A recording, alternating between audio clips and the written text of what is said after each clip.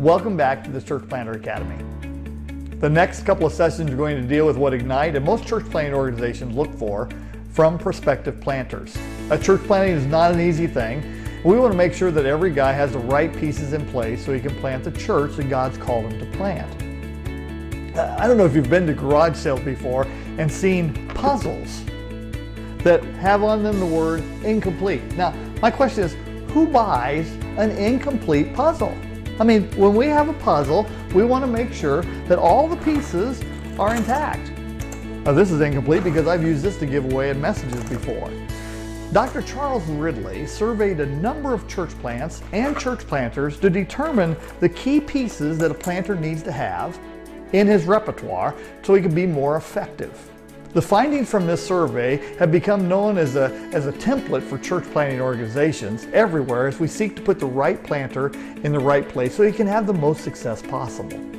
Dr. Ridley determined that there were 13 key qualities, but he talked about 5 knockout qualities among the 5 knockout factors among all the different qualities identified. And we use these 5 factors when we identify and interview prospective planters for Ignite. We do this early in our assessment process. One of my friends asked me one time, does knockout mean like you knock the ball out of the park, or does it mean a knockout in the boxing ring? And I said, well, it really means both, because these are such key qualities that a planter really has to have these in place. So let's look at them very quickly. The first quality is visionizing capacity. Visionizing capacity is the ability to cast a clear and compelling vision that others will buy into. And simply put, vision is a preferred picture of the future. A church planter not only has to be able to tell others about the church that God has put in his heart, he also has to get others to buy into that vision and come alongside him.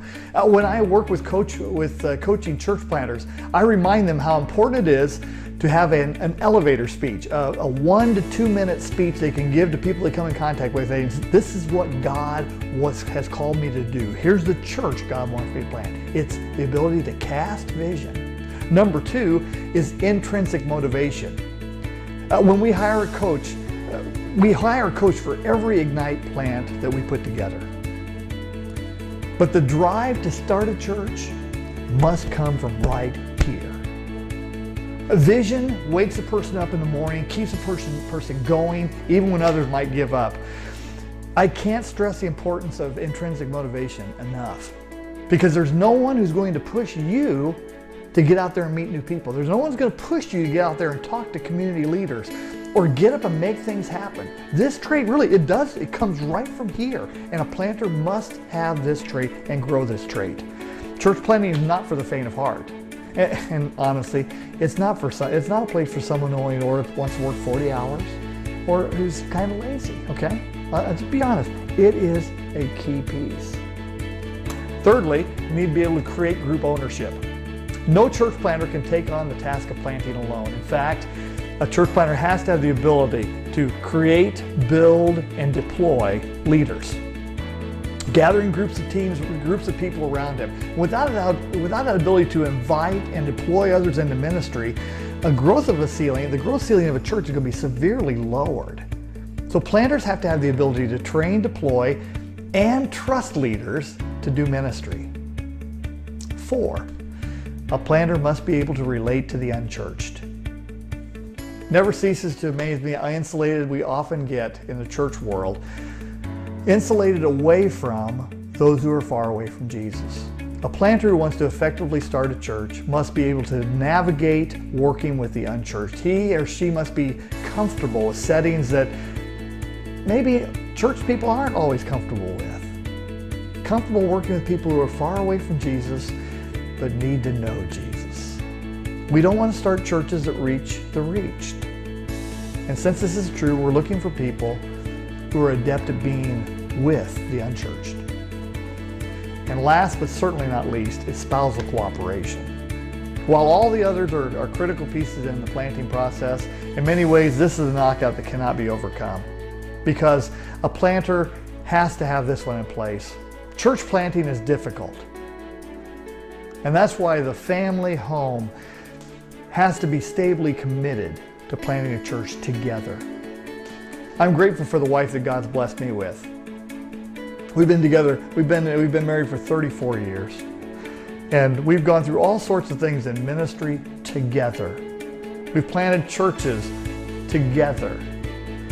She has been by my side and is a stable source of encouragement, support, and strength.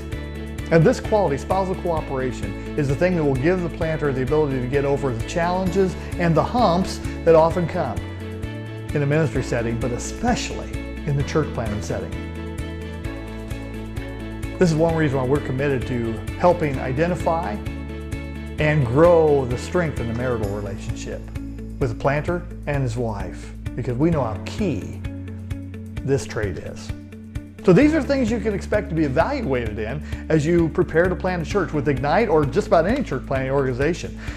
And as a further part of this process here, I'd like to encourage you, if you want to do a little more work in this, go on to our website, www.ignitechurchplanting.com, again, ignitechurchplanting.com, and click on the Get Started tab.